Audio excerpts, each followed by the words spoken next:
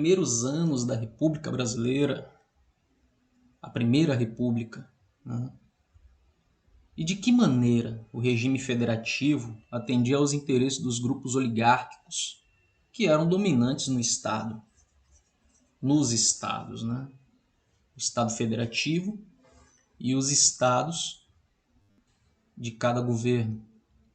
E esses Estados Unidos formavam assim a Federação, a República Federativa Brasileira.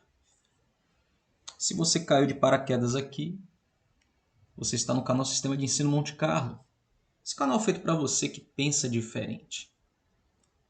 Nós ofertamos um canal com conteúdos de pesquisa para ajudar você que é estudante e universitário, e também promovemos um trabalho de consultoria, ou seja, dúvidas, demandas. Nós estamos prontos para te ajudar. Isso é um trabalho de utilidade estudantil, não lhe custa nada, tá? E se você julga esse trabalho importante, então considere-se se tornar inscrito no nosso canal, seu like, o seu compartilhamento, e essas coisas vão mostrando à plataforma as relevâncias dos nossos conteúdos aqui para o canal. Chega de papo, vamos para a aula. A Primeira República Brasileira ela é conhecida como a República da Espada.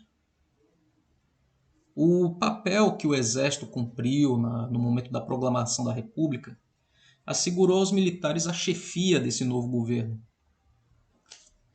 Então, o comando do governo provisório, instaurado pela República, foi entregue ao Marechal Deodoro da Fonseca. Entre suas primeiras medidas destacaram-se a ordem de enviar a família real ao exílio na Europa, né? A família real ela foi convidada a se retirar do país.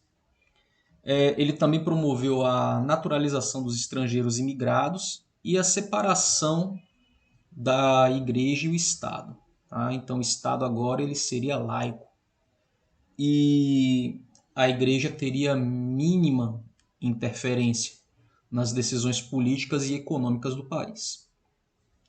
Em dezembro de 1889, foram convocadas eleições para o Congresso Nacional Constituinte. As eleições foram realizadas em todo o Brasil. Em setembro do ano seguinte, no dia 15 de novembro de 1890, primeiro aniversário da República, o Congresso iniciou os trabalhos de elaboração da nova Constituição para o país e em fevereiro de 1891 foi promulgada essa Constituição, que seria a primeira, né, de um país republicano. Anteriormente tivemos algumas constituições, mas elas ficaram restritas ao período imperial. Então, no modo republicano, essa é a primeira Constituição. E algumas cláusulas dela, né, que fica claro que ela iria atender aos formadores de opinião daquele momento. E quando se tenta entender os problemas políticos do país na atualidade, muitas de suas respostas estão na natureza de nascimento dela, tá? Porque por mais que se diga que o Brasil seja uma democracia, mas na verdade ela é uma democracia burguesa por conta do seu estado federativo. Quem está em Brasília compõe uma federação composta por uma elite econômica, por uma elite burguesa, e eles vão tomar as decisões para autofavorecimento deles. Representação pública e social da base trabalhadora é mínima. Tá? Então é uma democracia burguesa. O povo só tem a obrigação de votar por um, entre aspas, representante, que é uma obrigatoriedade, né? Um direito conquistado, mas que se tornou uma obrigação, só mesmo para manter a população enquadrada num sistema e controlada. tá? Mas a partir do momento que o Brasil se justifica como uma república democrática federativa, precisamos entender o princípio de república, quem são os formadores de opinião dessa república e ela é democrática para quem, tá? Então, muito dessas respostas, elas estão na natureza de nascimento dessa república. Então, algumas cláusulas dessa primeira Constituição. O Brasil passou a ser uma república presidencialista, com eleição para presidente de 4 em 4 anos, sem direito à reeleição. Então, no primeiro momento, o presidente ele não poderia ser reeleito, que é um problema grave da nossa política atual. O poder ele foi dividido em 3 esferas: executivo, judiciário, legislativo. Então foi banido o poder moderador, né? Estabeleceu-se o voto direto e universal para cidadãos maiores de 21 anos. Os mendigos, analfabetos, soldados não podiam votar. A Constituição não determinava que o voto devia ser secreto, nem fazia menção às mulheres, o que, pela tradição, as excluía do voto direto. As antigas províncias transformaram-se em estados, desfrutando de relativa autonomia com base nos princípios do federalismo, já que quem compunha a formação econômica eram latifundiários, então nada mais justo que cada latifúndio dentro do seu respectivo estado tivesse participação nas tomadas de decisão. O estado ele separou-se da igreja, a educação pública passou a ser laica. O que é que isso quer dizer? Antes, no Império e na colônia, quem se encarregava da instrução educacional era a própria igreja. Então ela tinha parte na formação básica da instrução da população. Então, ensino e religião era uma coisa muito, muito próxima. Então, instaurar-se esse Estado laico tira da igreja a possibilidade de formar opinião da base da população. O Estado separou-se da igreja, né? Como já dito, tornou-se um Estado laico, extinguiu-se a pena de morte, no Império havia-se a pena de morte, e instituiu-se a liberdade de culto religioso. Isso daqui foi um avanço para as religiões de matriz africana, e se instaurou o casamento civil. No Império não existia o casamento civil, e agora na República o Estado também tem o poder de promover a união entre as pessoas, a união conjugal, né? De acordo com a Constituição de 1891, o presidente e o vice-presidente do primeiro período republicano deveriam ser eleitos excepcionalmente pelo Congresso. Assim, Deodoro da Fonseca foi eleito indiretamente para um mandato de 4 anos na presidência da República. Ou seja, os formadores de opinião, aqueles que faziam parte do Senado e do plenário, era quem iria escolher o presidente. E o Senado e o plenário eram estabelecidos pelo voto não secreto da população. População essa maior de 21 anos, que não poderiam ser mendigos, que não poderiam ser analfabetos e não poderia ser mulher. Tá? Então, observe aí o problema de se escolher um representante do Poder Legislativo.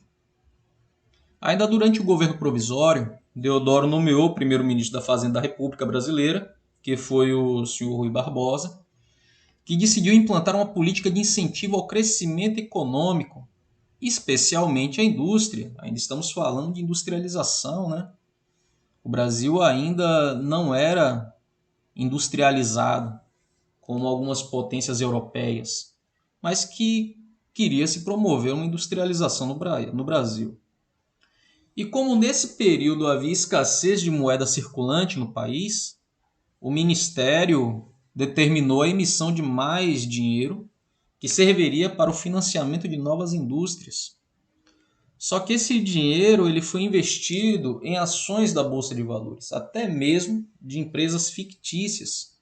já que a bolsa de valores ela gira em torno de um capital especulativo. Então esse dinheiro que era de natureza de empréstimo, que deveria ser investido na industrialização, ele foi aplicado na bolsa de valores. E a política de Barbosa, óbvio, se mostrou um desastre, né? O surto inflacionário e o mercado de compra e venda de ações levaram a economia brasileira ao colapso.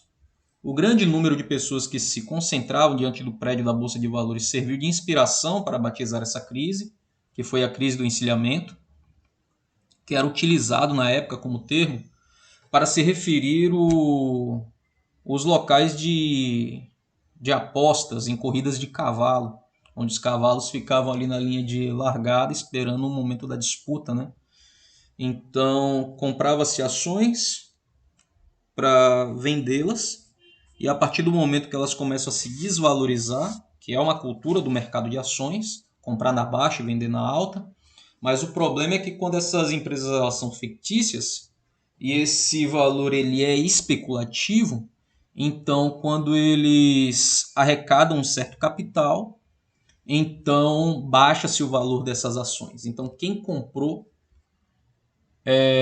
por um preço mínimo tem a oportunidade ainda de vendê-la com um lucro, mas quando vem aquele valor alto, né, na expectativa de ele ainda valorizar-se um pouco mais, e aí a pessoa, quando percebe que está perdendo dinheiro, quer correr desesperadamente para vender, e aí o caos ele já está formado. E um dinheiro de empréstimo que deveria ser pago, que ele não volta para o cofre do governo, e quem fica com esse dinheiro são os especuladores. Então aí a origem da crise, né? Essa crise do encilhamento, que somou-se à dificuldade política do Deodoro, e isso vai entrar em choque com as elites cafeicultoras de São Paulo, que dominavam o poder legislativo e criticavam o caráter centralizador do governo.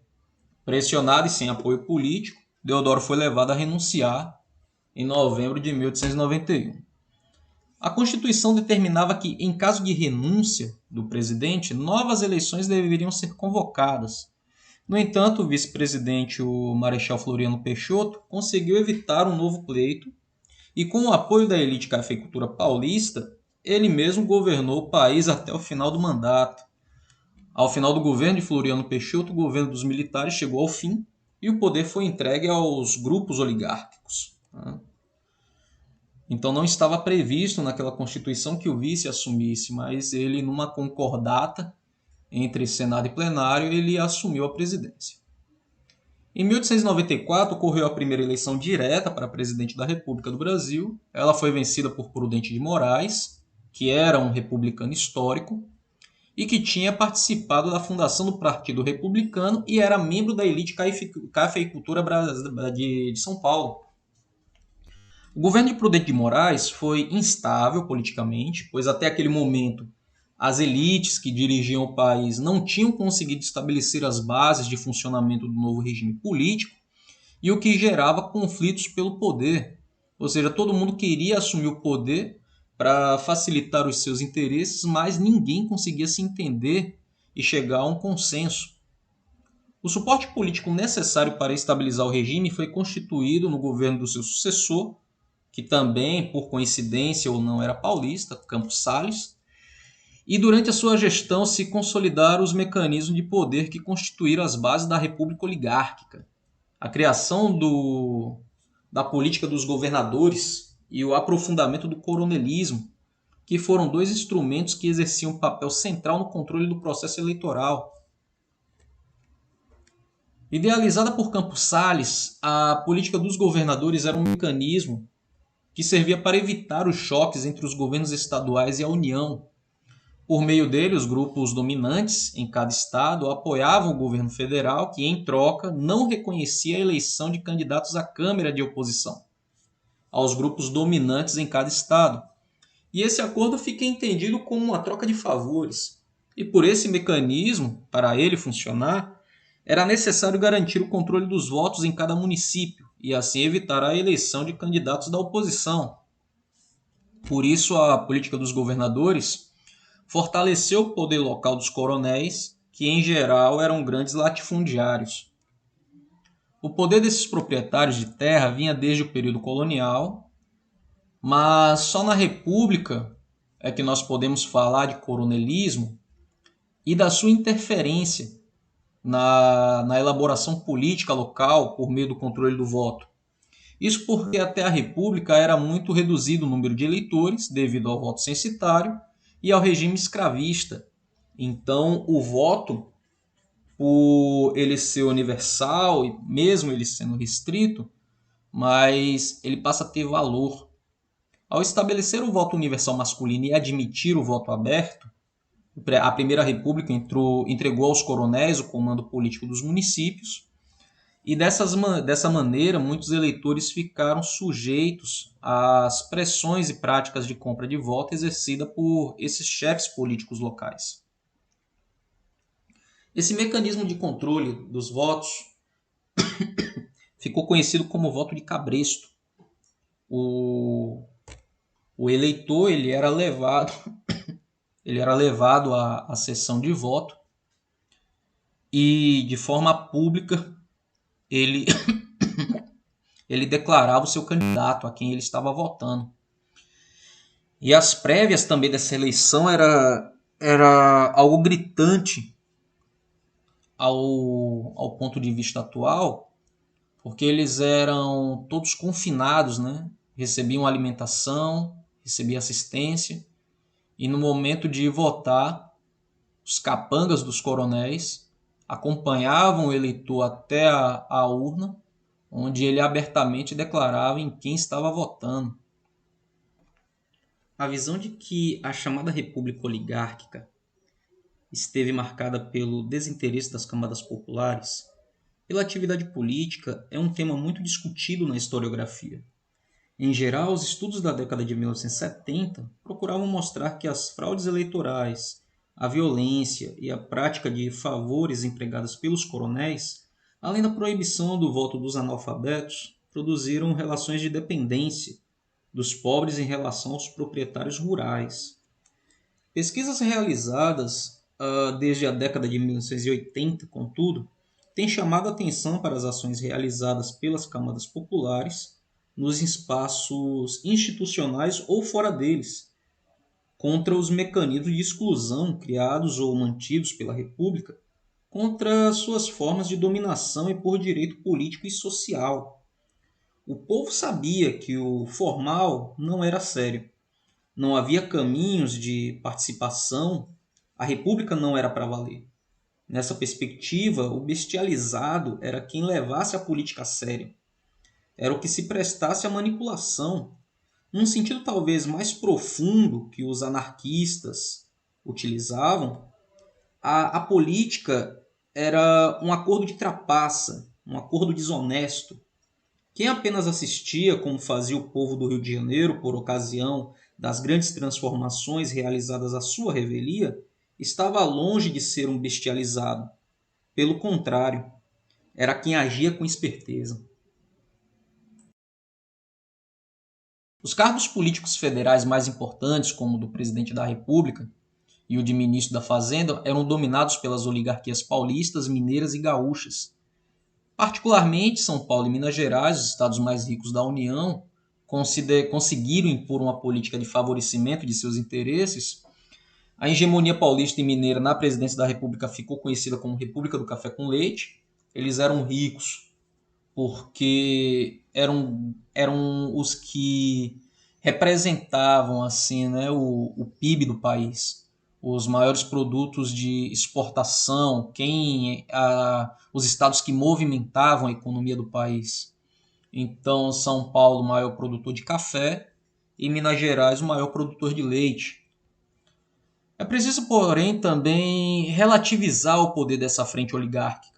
Apesar de 8 dos 10 presidentes da Primeira República terem sido representantes dessas oligarquias, não se pode afirmar que essa aliança controlou sozinha e o tempo todo o governo da República. em algumas ocasiões, como nas eleições de 1910, em que Hermes da Fonseca, gaúcho, apoiado por Minas Gerais, venceu Rui Barbosa, que era candidato de São Paulo. Então isso mostra que os dois estados eles sempre estiveram de lados opostos. Não havia um acordo.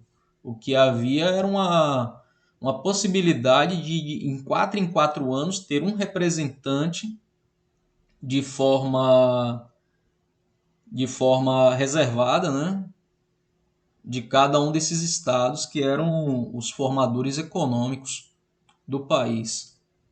A Primeira República não foi controlada apenas pelas oligarquias paulistas e mineiras. O Rio Grande do Sul também tinha poder considerável, principalmente após a aliança firmada com os deputados nordestinos no Congresso Nacional.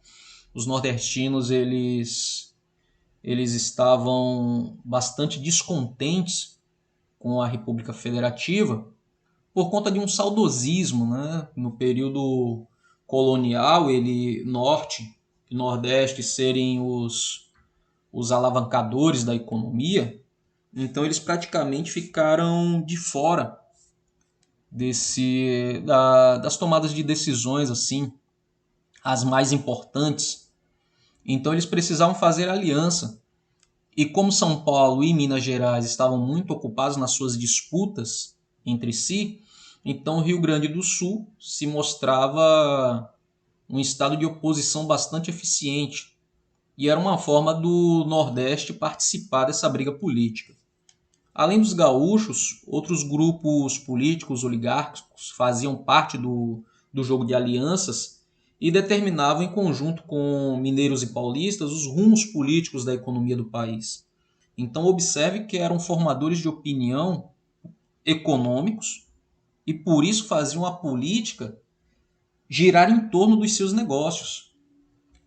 O café foi o principal item de exportação do Brasil durante o Segundo Império e a Primeira República, e constituía uma base econômica do país. O grande aumento da produção a partir do final do século XIX causou queda nos preços do café no exterior. Diante disso, o governo federal lançou sucessivos planos para reerguer os preços do produto. E a primeira medida, iniciada em 1906, no Convênio de Taubaté, era contrair empréstimos para comprar estoque do produto e reduzir a oferta, forçando assim o aumento dos preços.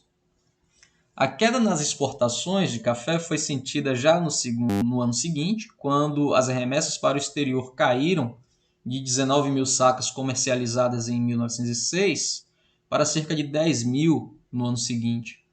Então uma queda aí de 9 mil sacas, né? Que para a época era muito significativo. Práticas conhecidas como valorização ou defesa do café foram retomadas outras vezes pelo governo em 1914, 1921, e a partir de 1924 o Estado de São Paulo passou a promover a chamada valorização permanente do café. E essa política ela só foi abandonada na década de 30. Finalizando mais uma videoaula, dúvidas e sugestões, deixe aí nos comentários. Se você ainda não é inscrito no canal, por favor, deixe seu like, se inscreva, não lhe custa nada. É uma forma de você motivar aqui o nosso trabalho de utilidade pública. Sistema de Ensino Monte Carlo, um canal feito para você que pensa diferente.